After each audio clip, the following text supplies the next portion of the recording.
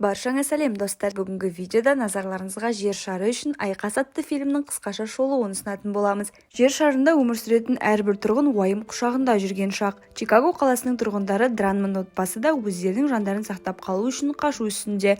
Дранмондтар отбасының отағасы, яғни әкесі детектив болып жұмыс жасайтындықтан, қаланы қоршауға алған әскерге өзінің ордерін көрсетіп, оңай өтемін деп ойлаған еді. Дегенмен де бейбіт жолмен өту бұйырмай, ақыр аяғында қашуға бел буды. Олар мінген көлікте отбасы мүшелері толық орналасқан. Кенет оларды жаңбырша жауған оқ күтіп алып атып тастады. Салдарынан алдыңғы орындықтарда отырған анасы мен әкесі қайтыс болды. Жер шарындағы бұл қанды оқиғаларды адамзат өзге ғаламдықтармен келісімге келу арқылы ғана тоқтата алды. Дегенмен де жеңілгеннің аты жеңілген. Өзге ғаламдықтар адамдарға басшылық жасайтын болды. Мұндай жағдай адамның басына түскенде әркім әрқалай әрекет етті. Бай адамдар барынша тірі қалуға көмек беретін жасырын үйлер тұрғызып әлек болды. Ал енді жерді өз бақылауына алған өзге ғаламдықтар адамдармен не істемек? Олар интернет байланысын тоқтатып, оған қоса адамзаттың әскерін толықтай таратты. Алдағы уақытта ештеңесіз қалған адамдар өзге ғаламдықтарға жер шарының ресурстарын тонау жолында көмектесетін болады. Ресми түрде әскер таратылса да, әлемнің басқа бір бөліктерінде әлі де болсын тәуелсіздік жолынан таймай соғысты жалғастырып келе жатқан бірқатар топтар бар еді. Олардың бірі Феникс атымен танымал топ. Соңғы Чикагоға жасаған шабуылдан соң бұлар жау тарапынан үлкен қысым алып әлсіреген болатын. Дегенмен іштеріндегі жеңіске деген құштарлық оларды берілмеуге шақырды. Жер шары бостандықтан айырылғаннан бері 10 жыл өтті. Осы уақыт аралығында адамзат билігі бірқатар әлеуметтік мәселелерді шешкенімен, бәрібір де өзге ғаламдықтардың боданында еді. Келесі кадр бізге Уильям есімді билік қызметкерін көрсетеді. Қаланың басқа бөлігінде Гебриэл Драмонд өзінің досымен кездесуде. Осы сәтте оның тыңшы агенттер сырттай камера арқылы бақылауға алып тұрған болатын. Екі жас жігіт арттарынан аңдып жүрген дроннан аулақ кетіп, барынша оқшаулануға тырысады. Екеуі солай қаланың шалғай бетіне барып, оңашада болашақтағы армандарын сөз етеді. Бодандықта өскен екеуінің де армандары шамалас. Басты қалау тәуелсіздік. Біз қайтадан Уильямға келеміз. Ол билік өкілі. Жоғары жақтан бұл кісіге Феникс ұйымының лидерін қолға түсір деген бұйрық келген болатын. Солай бұйрықты алған беттен-ақ бұл қаланың түкпір-түкпірін аралап Феникс ұйымы жайлы мәлімет іздей кетті. Қаланы аралай келе, Уильям көптеген жақтаулар мен үйлердің қабырғаларында олардың белгілері тұрғандығын байқады. Кейін өзіне керекті біраз мәлімет алған соң әріптесі Кермоутпен бөлісті. Қазіргі таңда Феникс ұйымының жартысы жойылды деген ресми ақпарат болса да, Уильям оны жоққа шығарып, бұлар әлі әрекет үстінде, бір-бірімен белгі арқылы байланысады дейді. Оның айтуынша, егер жақын уақытта бұл қалған ұйым мүшелерін ұстамаса, олар ауқымды теракт жасауы мүмкін. Кермоут мұны естіп бір мырс етті де, қара аспанды төндірмеші деп теріс пікір білдірді. Бұл уақытта қаланың басқа бөлігінде бейтаныс екі кісі құпия түрде жолықты. Черас Элиссонға жаттығудың уақыты аяқталды. Бүгін әрекетті бастаймыз деп белгі берді.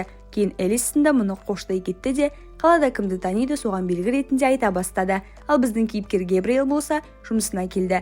Айта кетсек, бұл қазіргі біздің деректер базасы секілді ғимарат. Өзінің жеке басын куәландыратын картасын қолына алған Гебриэл оны осындағы автоматтардың біріне сала бастады. Кейін жігіт өзінің деректер қорына кіру мүмкіндігін алды. Алайда Гебриэл үшін деректердің сақталғаны емес, олардың жойылғаны керек еді. Солай жігіт ондағы бар мәліметтің күлін көкке ұшырды. Осыдан соң үйіне қайтқан жігіт планетадан кетіп бара жатқан өзге ғаламдық әуе шарын байқайды. Сәлден соң ол өзінің жан досы Йоргисті қиранды қаладан тапты. Бұл жерде екеуінің жолығуы да бекер емес. Жастардың жоспары бойынша мұндағы өздері жасап, дамытқан қайық арқылы қашуға болады. Тек жолға керек жарақты табу қажет. Досына өзінің қарауын көрсетіп мақтаған Йоргис оны бір атып лашық ішіндегі барлық тарақанның жүрегін аузына тықты. Кейін әңгіменің аяғы осы қару-жараққа барып тірелді. Гебриэлдің айтуынша, егер қашамын десең өзің қолыңда сенімді қару болу керек. Ал осы тұрғыдан алғанда екеуінде де дені дұрыс қару жоқтың қасы. Ортада әңгіме жүріп жатқанда жақын маңайдан полиция сиренасы естілді. Йоргиске қарағанда Гебриэлдің жолы болып, оны Уильям күтіп алды. Жас жігітті көлік ішінде отырған Уильям көріп, өзіне шақырып алды. Айта кетсек, Гебриэлдің детектив әкесі мен дәл осы Уильям кезінде жандостар еді. Қазір оның әкесі болмаса да, жігітке Уильям қарайлас. Көлікпен жас жігітті үйіне жеткізген соң, Уильям оған дұрыс іспен айналыс деп кеңес берді. Алайда Гебриэл мұны тыңдасын ба, керісінше өзінің лас істеріне қайтып кірісті. Осының бірінде оған наша ақысы ретінде ақша беретін адам Гебриэлге шабуылдап, кейін жігітті белгісіз аумаққа әкелді. Мұнда таңғалатын жайт орын алды. Гебриэлдің өлді деп жүрген ағасы Рафаэль тірі болып шықты. Және дәл соның тапсырмасы бойынша Гебриэл осында келініп тұр. Талай жыл көріспеген бауырлар құшақтасқан соң, Рафаэль әдісте болған жайтты түсіндіре бастады. Оның айтуынша, Гебриэл адамдарды тұтқындағанда, оған биліктің таққан чипін істен шығарған екен. Демек бүгіннен бастап Гебриэл базада өлген адам болып тіркелді. Ал қазіргі жағдайға келер болсақ, Рафаэль Феникс тобының мүшесі және бірнеше көтерілісте қол бастаған батыр десек те болады. Айта кететін болсақ, олар кезекті шабуылға дайындық үстінде. Бұл күнгі ағасымен жолығудан соң одан ақша алған Гебриэл қашуға жарайтын қаражаттың жеткілікті болғанын түсінді. Үйге келген ол қызы Рулаға барлығын түсіндірді. Бірақтан да жеме-жемге келгенде Рула сенің сыбайласың болмаймын деп қашудан бас тартты. Ал бүгінгі Гебриэлдің ағасымен жолығуын, қызымен айтқан жоспарын барлығын дерлік Уильям кабинетінде отырып естіп отыр. Ол қалай десек, қу детектив балаға қамқорлық жасаған кейіп танытып жүріп, оған тыңдау құрылғысын орнатып жіберген еді. Енді міне жоспары білді детективке әшкере болған соң қашуға шыққан Гебриэлді полиция мен Уильям күтіп алмай қайтеді. Солай қоршауда қалуға сәл қалған Гебриэл бұл сәтте ептілік танытты. Қара жаяу болса да көлікті тізгіндеген билік өкілдеріне ұсталмай қашып үлгерді. Сонда жігіттің алдынан өзге ғаламдық дрондар ұшып өтті. Сәл болмағанда адамнан қашамын деп дронға тұтыла жаздады.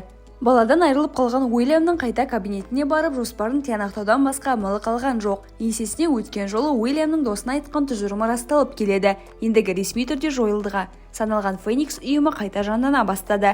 Рафаэльден хат алған Патрик ондағы кодтарды хакерге ұсынды. Соның арқасында Чикаго қаласындағы бейнебақылау жүйесіне кіру іске асты. Алдағы уақытта дәл осы Феникс ұйымының шабуылы осы Чикаго қаласымен байланысты болатын. Келесі күні жоспардың екінші сатысы орындала бастады. Қала ішінде құпия түрде әртүрлі хабарландырулар таратыла бастады.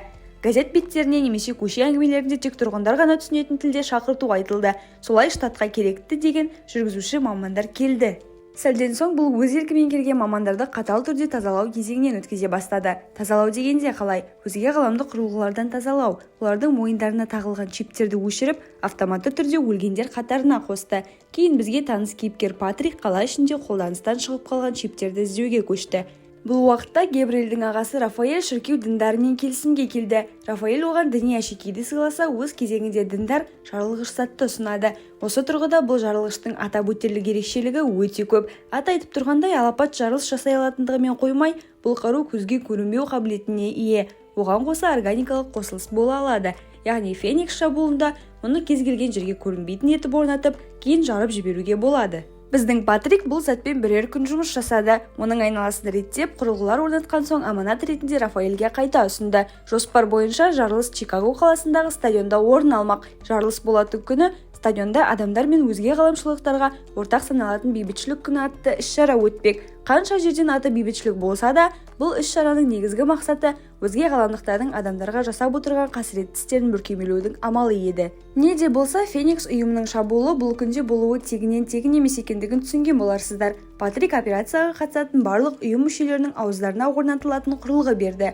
Құрылғының мақсаты алда жалда жоспар іске аспай адамдар қолға түссе, өзін-өзі жою командасы автоматты түрде іске қосылып, ешқандай куә қалмайтын. Келесі күні жарылыс жасайтын уақыт келіп жетті. Барлық операцияға қатысушылар стадионға қара халықпен бірге еніп кетті. Кейін іс-шара өзінің бастауын алды. Ортаға шыққан шенді шекпенділер кезек-кезекпен жаттанды сөздерін оқи бастады. Кейін стадионға бүгінгі жоспардың басты адамы Рафаэль кірді. Ол қолына ұстаған көрінбейтін бомбасын өзінің алдына келген шенеуніктің арқасына жапсырып жіберді. Сәлден соң жоспарланған жарылыс орын алды. Стадионға жиналған халық даурыға бастады. Дабылдарын жарқылдатып стадионға келген арнайы жасақ біздің Феникс адамдарына шабуылдай бастады. Қарулы жасақпен бетпе-бет келіп айқасу дұрыс шешім еместігін түсінген олар жан-жаққа қаша жөнелді. Араларынан Эдвард, Анита атты әріптестері оққа ұшты. Өз кезегінде Рафаэль де қуғынға түсті.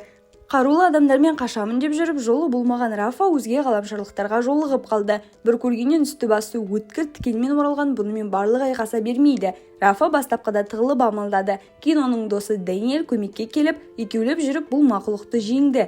Дэниелдің үсті басы өткір тікеннен сояу-сояу болып жараланды. Стадионда болған жарылыстан соң қалада нағыз форс-мажор орын алуда. Бір жақтан қаруларын асынған арнайы жасақ тұрса, екінші жағынан өзге ғаламшарлықтар. Жоспарларын іске асырғандықтан Рафа үшін енді мұнда қалудың еш қажеті жоқ. Сондықтан Гебриэл інісіне құлақ асып, бірге оның қайығымен бірге қашамыз деп шешті. Қырсық бір айналдырса шыр айналдырады дегендей, қайық сол күні өртеніп кетіпті. Ендігі соңғы демі шыққанша арпалысып тірі қалудан басқа амал жоқ. Мұны біздің кейіпкер Гебриэл түсінгендей, өткен жолы Йоргис мақтанып көрсеткен қаруды қолына алып, өз ауданымды қорғап өлемін деп кетті. Қалада орын алған оқиғаларды Юджин атты адаммен ақылдасуға келген Уильям оның аузынан өзі күткен пікірді естімеді. Юджиннің айтуынша Фениксті жайына қалдыру керек. Олар өз әрекетінше өзге ғаламдықтарға қарсы шығатын болады. Уильям қаладағы дос қызы Эстеллаға келіп, онымен қоштасқандай сөйлесті. Бірақтан да бұл қоштасу емес. Уильям қаланың бұрыш-бұрышын тінтіп барлық Феникс ұйымына қатысы бар дегендерді тұтқынға алмақ. Онысымен қоймай, бұл Феникс дегенді түп-тұқиянымен жоямын деп өзіне серт етті. Айтса айтқандай, бірақ күннің ішінде қарулы жасақ біздің кейіпкер өмір сүретін ауданның астан кестенін шығарып Гебриэлді қолға түсірді. Қайықпен қашу іске аспайтын болғандықтан, Феникстің қалған мүшелері әр автобусқа жекелей отырып, қаладан жасырын түрде шығып кетуді ойлады. Алайда бұлар мінген автобустар жолға шығып бастағанда, барлық қала бойынша электр сөндірілді. Бұл автобус ішінде отырғандарды уайымға салды. Бірер минуттан соң сигналын жарқ-жұрқ еткізіп, Уильям бастаған құрықтаушы отряд келді. Автобус ішіндегі Дэниел ендігі тірі қалудың мүмкін еместігін түсініп, дереу өзінің аузына арнайы өлтіретін дәріні салып кеп жіберді. Ал басқа әскерлер Дэниелді қарап тұрғанда, Анита ұстатпай қашып кетемін деп ойлаған еді. Оларға бұл әлі соңы емес деп кеткелі жатқан. Алайда өзге қаландықтан құтылу оңай болмас. Қашып бара жатқан Анитаны бір оқпен ақ құлатып түсірді.